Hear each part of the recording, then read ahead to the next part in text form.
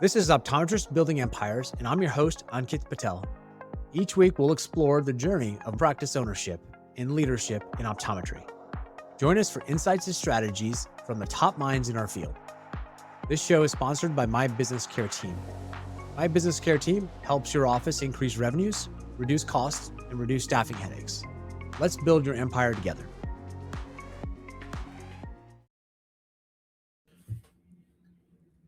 So today's guest is someone we've had on the show before, and we're going to dive into an interesting topic today. She's an optometrist that believes wholeheartedly in giving honest feedback. She's a practice management consultant and executive leadership coach through her company Leaders at Vision, where she focuses on clients' individual goals, values, and helps them succeed in the way they want to succeed. She finds great fulfillment in facing the challenges that come from assisting other practices on their journey to success. She's also co-owner of Somerset Eye Care, Metuchen Vision, and Milltown Vision. Please welcome again, Dr. Bethany Fishbein. Bethany, welcome. Thank you so much. Thank you for having me back, Ankit. Yeah, and today's session is going to be fun because we're actually going to do a deep dive. And in this deep dive, we're going to talk about a concept called the warm start. And so I'm going to start off with that, Bethany. So, we've heard of cold starts. We understand full acquisitions. And what are warm starts? Can you define those for us? So to me, warm starts kind of sit in that space between cold starts and full-on practice purposes. So when you're buying a practice, and technically warm start is buying a practice, but when I think about buying a practice, I think about buying a successful business that's already working. There's an office up and running in a space with a strong brand, strong patient flow, good financials, a functional team, functional systems, good cash flow, all those things. So it's just waiting for a new owner to come in, take the momentum that's already there, and start building. Cold start, on the other end, is building from zero. This is going into usually an empty space and creating exactly what you want. You're building something brand new. So you're going into a location where there hasn't been an optometrist previously. You don't have any patients. You don't have any history. It's all about the potential. For me, a warm start is buying something that exists, but isn't quite generating predictable success yet. So this is maybe a practice that is in decline. Either a previous owner has gotten sick or is just decreasing their work time, or maybe they're there and it just hasn't been successful. So there are some active patients. It's not like a cold start. It's set up for an optometric practice, for a functional optometric practice, but the space and the equipment and the aesthetic probably needs a lot of work, and you're putting a lot more building work in, kind of like you would with a cold start, than you would have to buying an already successful practice. Gotcha. I like it. And now when we talk about so you talked about some of the things that I might see in a warm start. What would it look like financially? Let's say I'm in the market to purchase a practice. I'm trying to decide, how much do I spend? How do I go? Tell me about where that break point is. How do I know if I'm getting to a warm start and I have a lot of work to do and it's a TLC project, like a renovation and a flip? Or is it hey, this is ready to go. I can move in tomorrow, right? Talk to us about that. Yeah, I think a flip is a great way to look at it. It's kind of like the difference between buying a home that's a fixer-upper and buying a home that's move-in ready. So that's really a perfect analogy. So when you're looking at those things in a practice, sometimes you can tell from the outside walking in. Typically, if you find out somebody's interested in selling their practice, one of the first things that you're going to do is go and meet the selling doctor and visit the location. So on an initial visit, the things that you're looking for that would indicate, okay, this is a warm start, is this something where I feel like I'm going to have to change a whole lot? Maybe there's not an EHR in there. Maybe the equipment is older than you are. Maybe just it has a rundown appearance. Maybe the inventory is kind of displayed minimally. There's not a whole lot there that you would be excited to sell. So from the outside, you're looking for things that indicate maybe a little bit outdated, but the appearance can fool you. So sometimes those little bit outdated practices run exceedingly well. Sometimes a beautiful looking practice doesn't. So the next look is into the financials and the metrics of the business. I don't know that there's a break point where I would say, oh, 601,000 is an acquisition and 598,000 is a warm start. I'm looking, when I look at these, primarily at cash flow, and I know we're going to get into how to value a warm start and determine what you'd be willing to pay for it. But you're looking for kind of huge visible opportunity. Maybe a practice hasn't been billing, they haven't been up to date with their billing.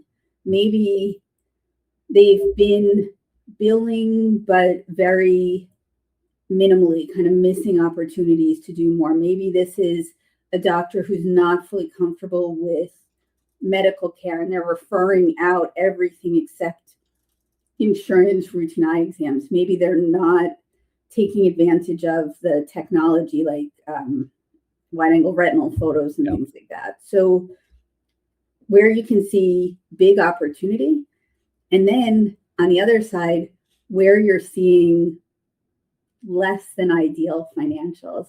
And this is where it kind of goes against what you think about buying a business. Why would I buy something that's not successful? Right? And banks will encourage you to think like that. Why would you buy a machine that's not generating money? But to me, a warm start is one that could so easily start generating money if the right switches were flipped. Okay. Yeah, and I'm going to put some context to this, as we bought a few practices ourselves. One of the things that we look at from a warm start is we do look at total revenue, because total revenue can justify how easy it is to replace a doctor. So $600,000, $700,000 is sort of the sweet spot to have at least that much, because if we're going to have to replace the doctor, then that's how much it costs.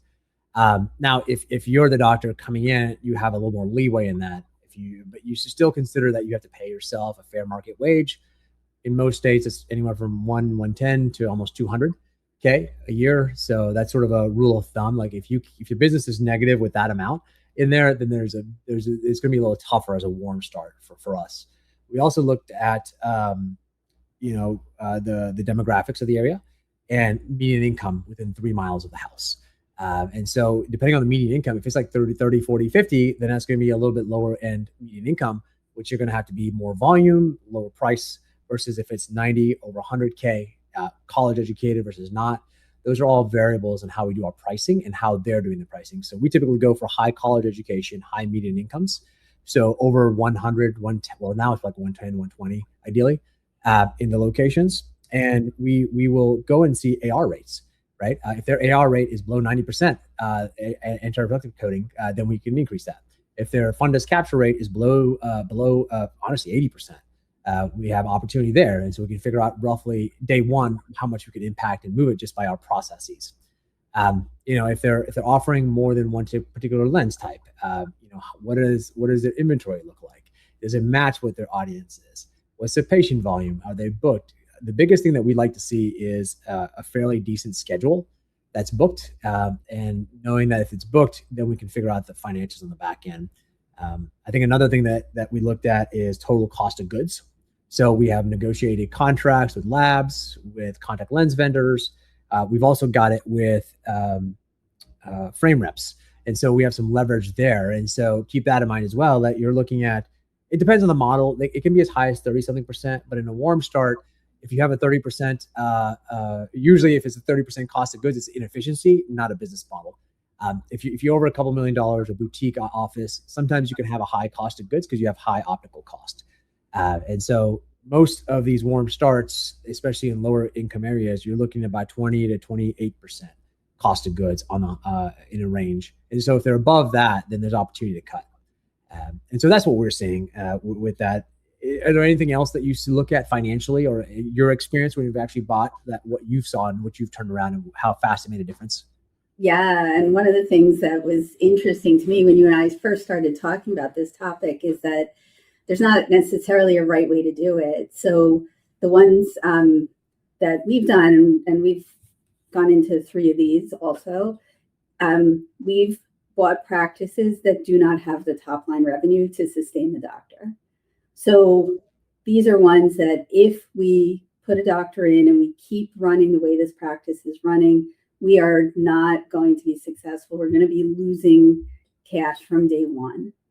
So because of that, the purchase price reflects that smallness of the business.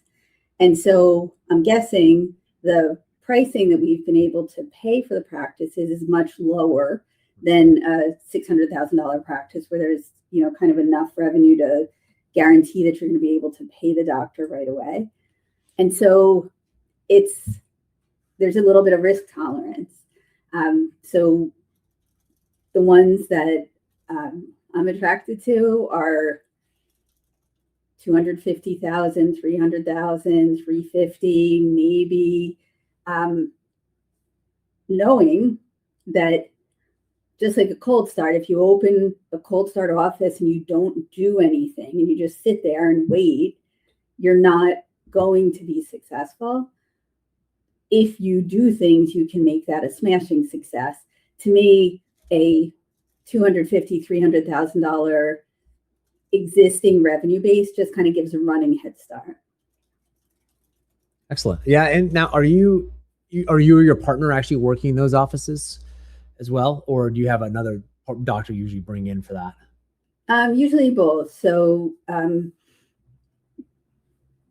we've done them a little bit differently, but in the most recent one that we've done, my partner is there a day a week. We have another doctor in the practice 3 days a week. The one we did before that, initially, he was working in the practice and we only had a doctor 2 days a week because he was the only doctor in the practice. And then we had to grow from there. But in general, the model is that we want to be able to pay a doctor. And when he's working in there, we're paying him as a doctor. So when we figure out the cash flow projections and the analysis of the financials, we are including a doctor's salary in that. So whether it's him or somebody else, the cost is going to be the same. And that's what lets us know where our break-even point is and see if that's something that is going to be accessible and attainable for us. Gotcha. I love it.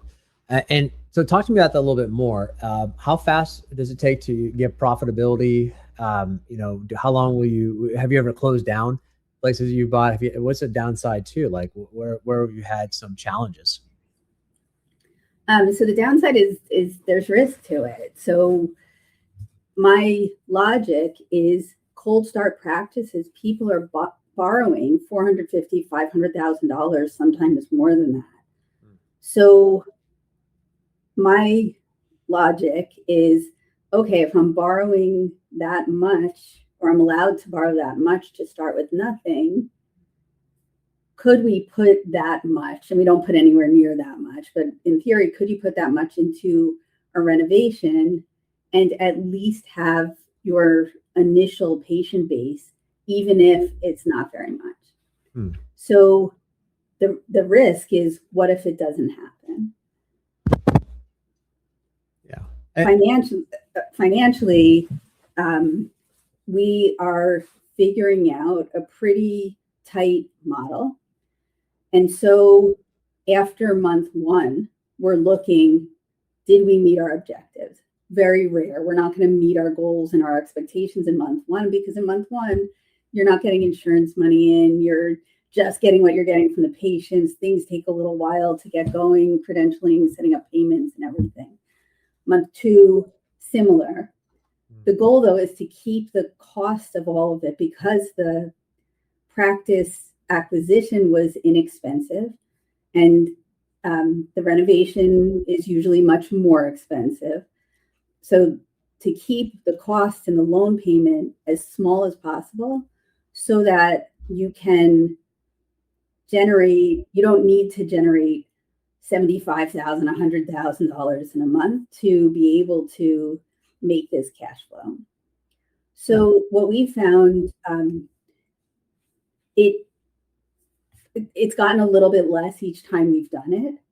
It might take, in the beginning, a year and a half to truly have predictable positive cash flow month over month. But keep in mind, we're counting the doctor cost as an expense. So whether it's my partner or one of the other doctors, the doctor's getting paid the whole time. Mm-hmm. So it's not like if this were somebody doing this on their own, it's not that they're unable to pay themselves. Gotcha. But when you think about it from your perspective in terms of building empires, it's not the owner doctor that's there. So doctor cost is absolutely factored into our model. So why do you think you all are able to turn around in a year and a half? Some practices buy them in 10, 20, 30 years and they flat, and we're able to turn around. But what is it that you guys are able to do that are able to turn around? I think I shared with everyone, like, hey, we look at things like AR rate, make sure we bill everything properly, convert to medical when necessary. There's a lot of little things like that. And then obviously just being a community member and bringing more people in. But making sure that you're taking care of the ones that are there. But how do you all do it? Is there a methodology, or what do you look at? Like, what do you think is that trigger that you guys are making it successful when the previous doctor was leveled off or capped out? It's more philosophical than tactical, but I think that the big thing that we bring is the knowledge that this can be bigger than it is.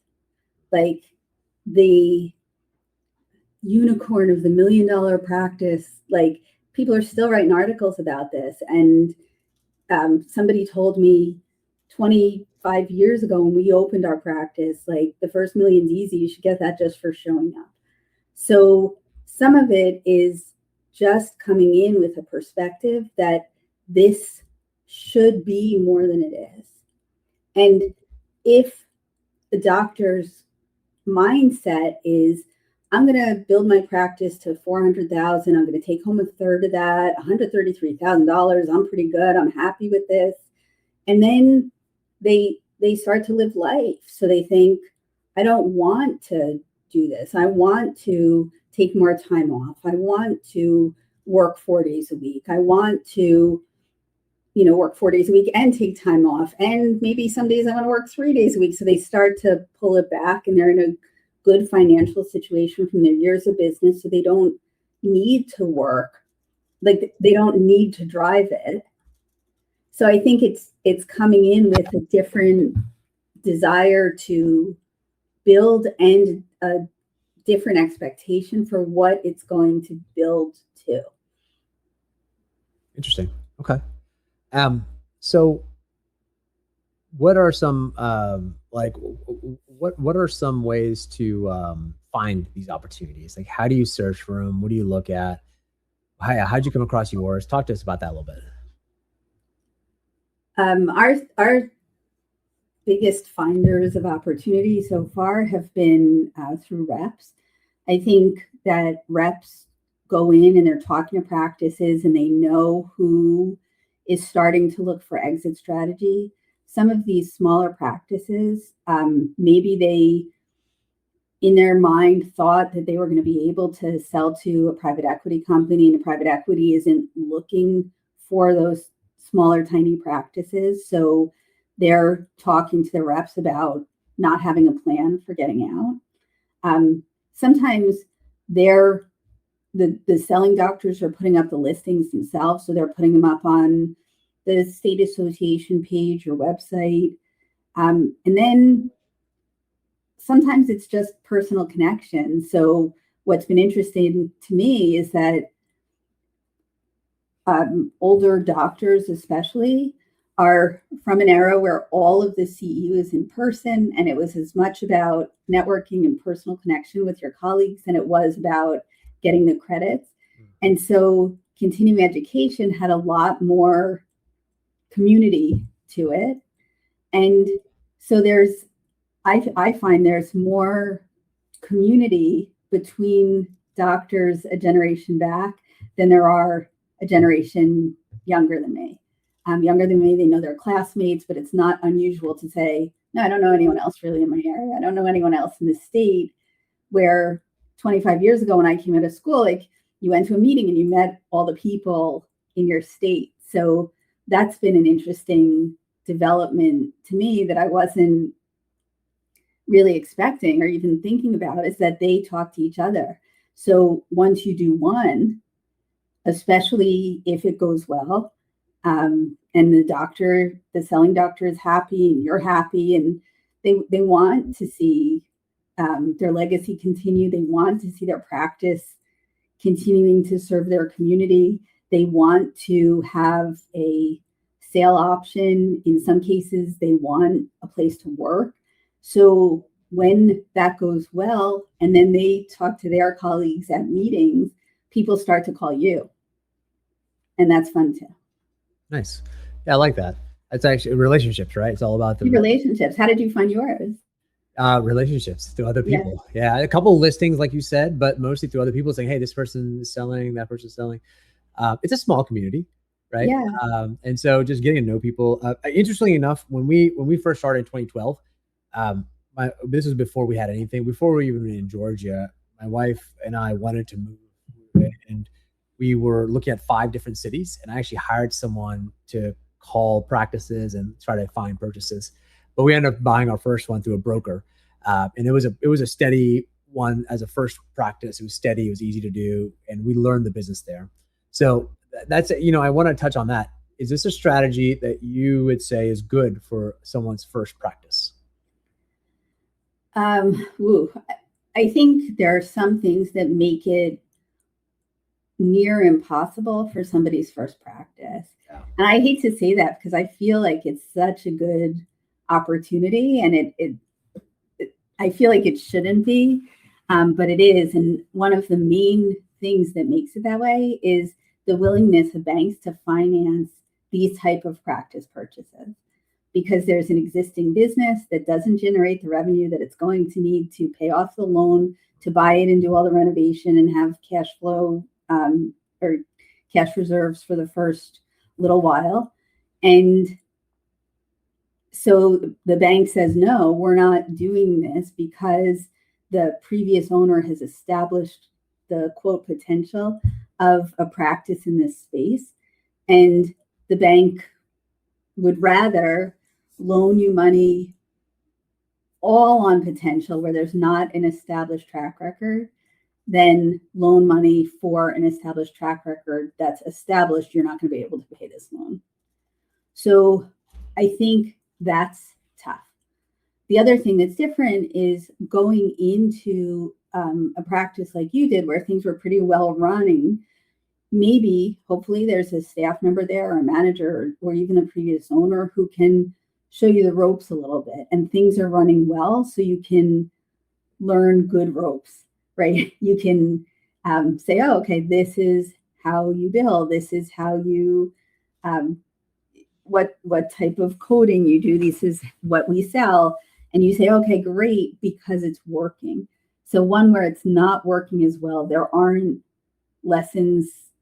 The lessons to learn aren't as business savvy, I guess. And so you don't want to learn those in a brand new cold start. You're learning all of that, but you're learning it with an initial slower pace because there just aren't as many patients. In an established practice, even a small one, there's going to be patients coming through the door right away.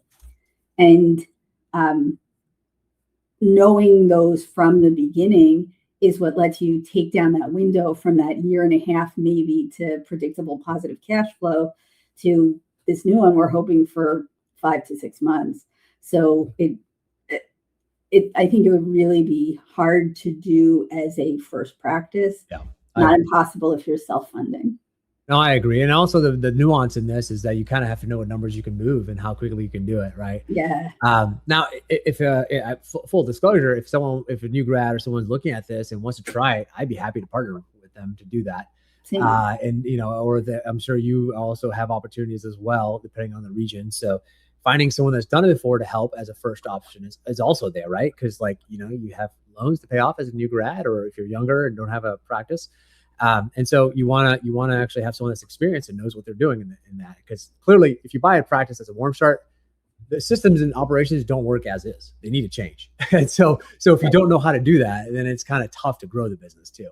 Right. They work. They just don't work enough. Right. So like you said, the doctor's been clicking along. They're doing okay. Maybe they're doing as well as they want to do, but not enough for that new grad to pay their loans, plus the loans on the business, plus pay themselves. Like not good enough.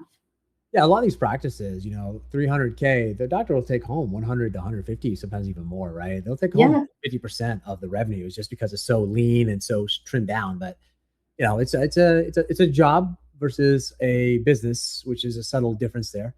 But it can be a great, like you said, I think it could be a great opportunity for someone starting off if they get some guidance and mentorship and a partner that knows and can guide them too. Yeah. So curious, any other real life experiences you want to share, specifically losses that you've also had? Because it's not all roses. I can tell you for sure. So on my end, we have bought 5. We've only kept 2. One of those offices we rolled back in to our offices. The other 2 were literally, they were going to close the door that month, and we didn't really have any financials. We just said we'll take it, and they ended up being okay, and it made more sense for us to roll those in as well. But 3 out of 3, one of those, probably 2 of those were actual, like, hey, they need to be, they're warm starts, not actual full buys. And so, I'd say that's what, 50% hit rate for us. I think you're a little more successful with it, because we don't wait as long, right? If it doesn't work out within the first year, it's like, okay, we're going to cut our losses. But tell us about your wins and losses. I do. I think it's been mostly wins, not necessarily because what we're doing is so much more awesome. I just think that we set extremely conservative expectations for what a win looks like. And so we're initially saying, okay, if I can pay the docs, pay the bills, pay the staff, and pay my loan, I'm good. I don't need to get anything out of this as an investor day one. I don't need to get anything out day 2 or month 2 or month 3. Like a year in, I'm starting to say, okay, where's the return on this investment? So I think the expectations are set differently. But there's definitely been some scary moments. So practice we acquired about 5 years ago. This is the one we started. Initially, we were open 2 days a week. Then we brought in a doctor so we could expand to 4 days a week. And initially, we didn't have the patient volume to support this doctor. And because of life stuff that was going on at the time, we weren't putting in the effort to change that or watch it. So I say now, like, we're looking after month 1, we're looking after month 2, and now I'm doing that. 5 years ago, we weren't. And so we had this doctor, weren't paying too much attention. She's sitting there seeing 2 or 3 patients a day. Some days she didn't have any patients, and we're paying her. And all of a sudden, probably later than we should have, started to realize that the cash, we start with a cash reserve. I think something that's important is we're not funding these out of our existing practices. These are separate businesses. So we start with a cash reserve, and all of a sudden we see the cash reserve dropping. And it hit a critical point, and it was like, oh crap, right? This is not sustainable if we keep doing this. So then we really had to get focus, lock in, the kids say, and say, okay, here we are, month 1, month 2. What lucky for us aligned really well with that was that the doctor that we had was moving. And so it made it easy to kind of recalibrate and say, okay, what do we really need? Because obviously we don't need 4 or 5 days a week coverage, but we need more than 2. What does 3 look like? What would 3.5 look like? And we got to reset. And that's really a moment where things changed a year plus into that warm start. Gotcha. Yeah. The practices are about to close their doors. Those, like you said, those are easy yeses, not as easy once while it's actually happening. It's still a rough transition for the team. There's a lot to figure out. But we were lucky enough to have one of those situations. The doctor was up for her lease renewal and was thinking about, do I really want to sign on that I'm going to do this for the next 5 years? Decided she didn't. And so that worked out extremely well. She had already decided, but we were lucky enough that she chose us and she was able to come into our practice. And obviously a lot of her patients wanted to come with her. And so then it became, how do we be ready for this really fast transition that we weren't even thinking about? Yeah. But get this phone call, here's this thing that could happen if only you can be quick enough to say yes. Yeah. And so how do you be set up to be able to say, sounds good, let's do it, and allow that to propel the business? Love it. Yeah, I think you hit it on the head. If we had the right doctors in those other 2 locations, they'd still be open today. We were never able to find the right doctor partner as an employee. That's why I think we would do it now, as we'd have to find the right doctor first before going into another warm start, I think. And so that would be our strategy. No matter all the tactics that we talked about, right? Like you said, there has to be a doctor that's aligned with the philosophy of how you want to practice, so that you can actually execute to your vision. At least that's been my experience with it. Yeah. I mean, in our situation, I don't know that she was the wrong doctor. I think she was great. She was more doctor time than we needed. So there is a lot of focus that goes into it. I think something that's important for people building and doing this as a second or a third practice to realize is, just like a cold start, it takes time to build that patient volume. It takes time to build that team. You have to acknowledge the opportunity cost of turning all of your time and attention to this new venture and what's going on in your established business and your main practice while you're doing this. Yeah. In our experience, it's been a lot about the team that's created success. Like, good staff people in there can make a tremendous difference. And that's something else we did differently this time around. Rather than the first time, we said, okay, we'll just hire somebody. So we've got this brand new practice with a brand new doctor, with a brand new staff member. That's hard, right? To put a high-performing staff member in there who knows all the areas of the business makes it easier to get that success right away.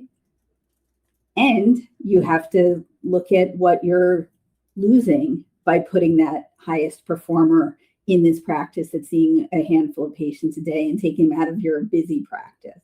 So it's a balance, but for big, large-scale growth, it's been fairly incredible.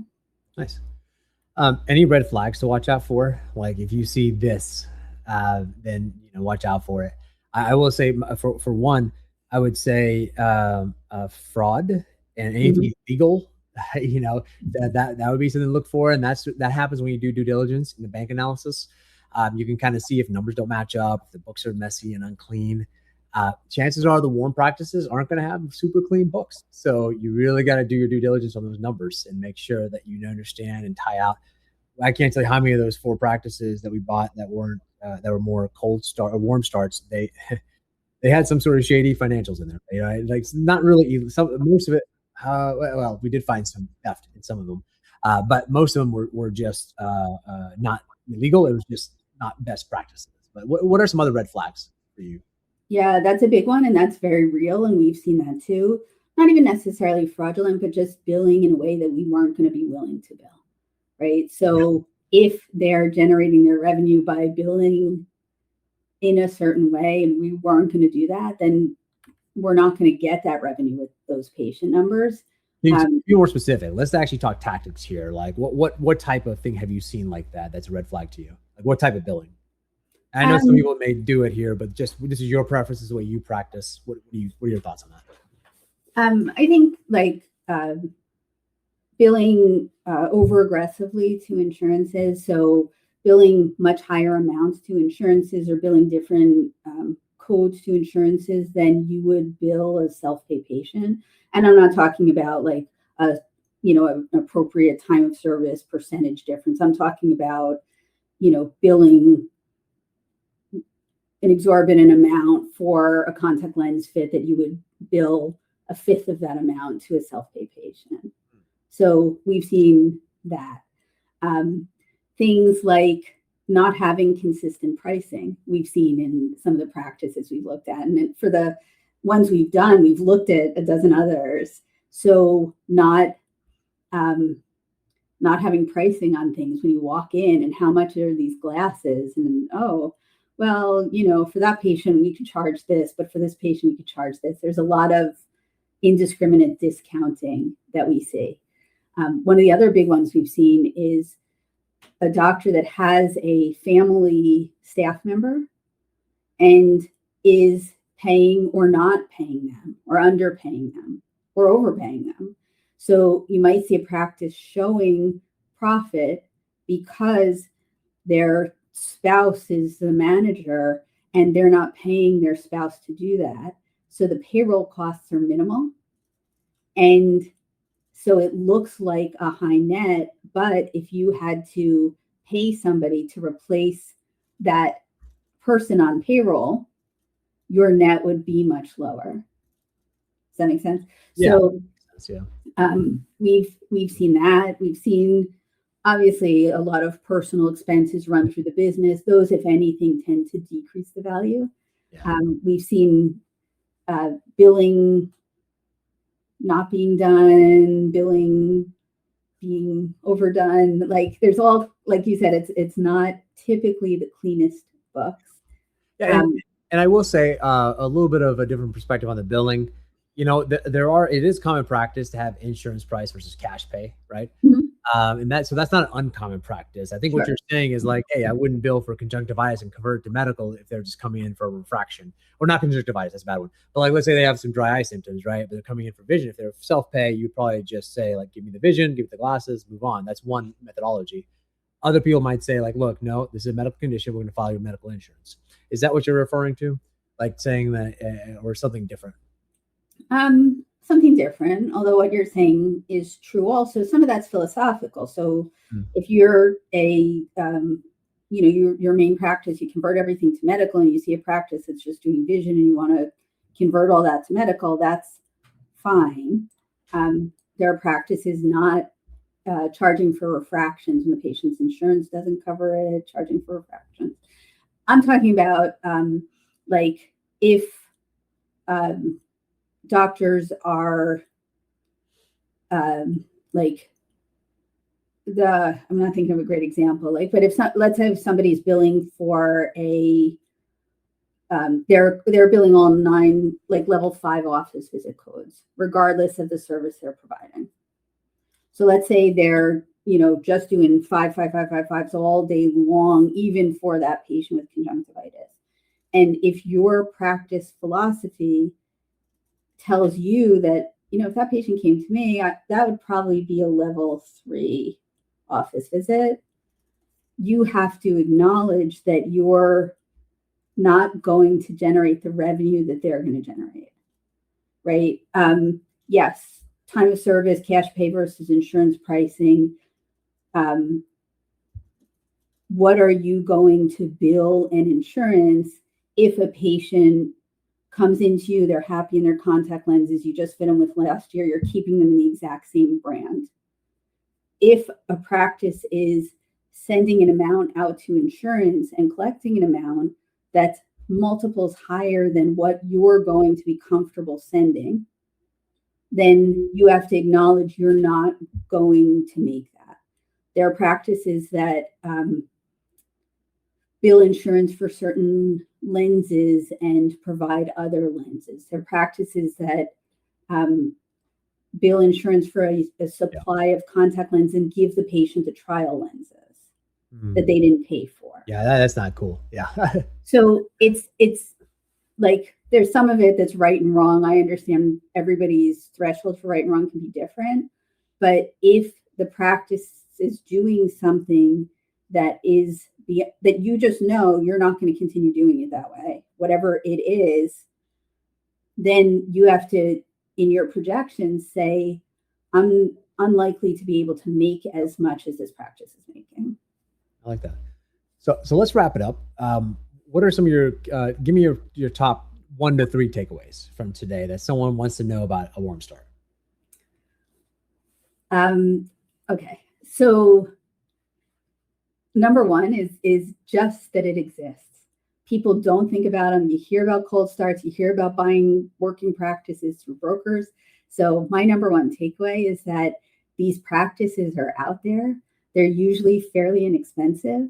They come with an established patient base, which decreases your risk of, quote, cold starting, because you're not cold starting. You're cold starting with a giant running head start. So that would be my number 1.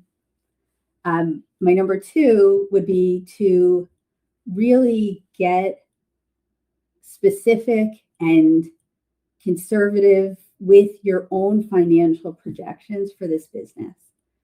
It's easy to say, well, they're seeing 20 patients a week, and I know I could see 50, so I'm going to say that I could make whatever, but you have to be realistic. So you have to know if they're seeing 20, and especially if the selling doctor is not going to be part of the doctor team after the acquisition, some of those patients are going to leave.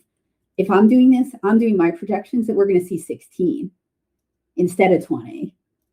And it could be less and it could be more, but I want to see how the numbers work with 16 so that I'm paying for what exists and not for the potential work that we're going to put in as a 2. So all of that goes into that due diligence of really understanding how the business is going to look when you take it over. And then the third one is, once you do, you have to track your numbers and your metrics and see, are you doing what you plan to do? If things aren't working, you have to be ready and fast to change, not sit and wait on this for months and months, because it can suck the profit from something else you're doing really quickly if you let it. Yeah. So those would be my top 3. Yeah, I like that. I'm going to add to that. So mine is the right partner, doctor specifically, is critical. Understanding the model and what levers you're going to pull and having a plan laid out with a kill switch. Basically saying like, look, you have to be able to know when to cut the losses and when to keep moving forward, or else you will get down that death spiral of cash flow.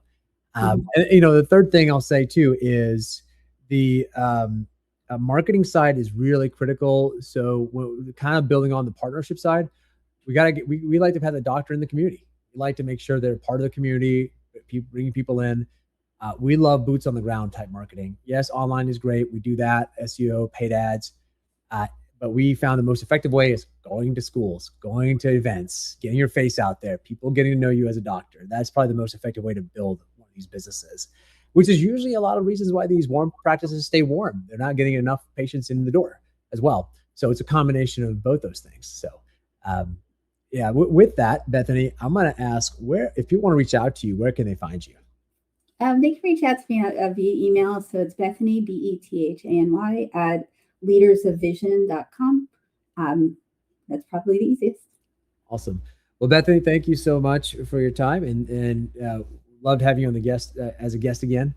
And this has been another exciting episode of Optometrists Building Empires. And we'll see you next time. Thank you again.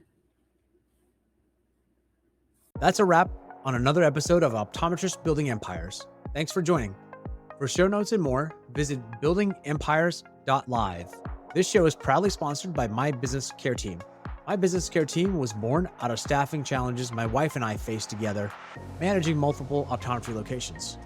We refined our approach at Classic Vision Care and now offer our expertise to others. If you're experiencing challenges with staffing and you'd like to set up a discovery call, we'd be happy to help you and connect you with the right resources. We'll see you next time.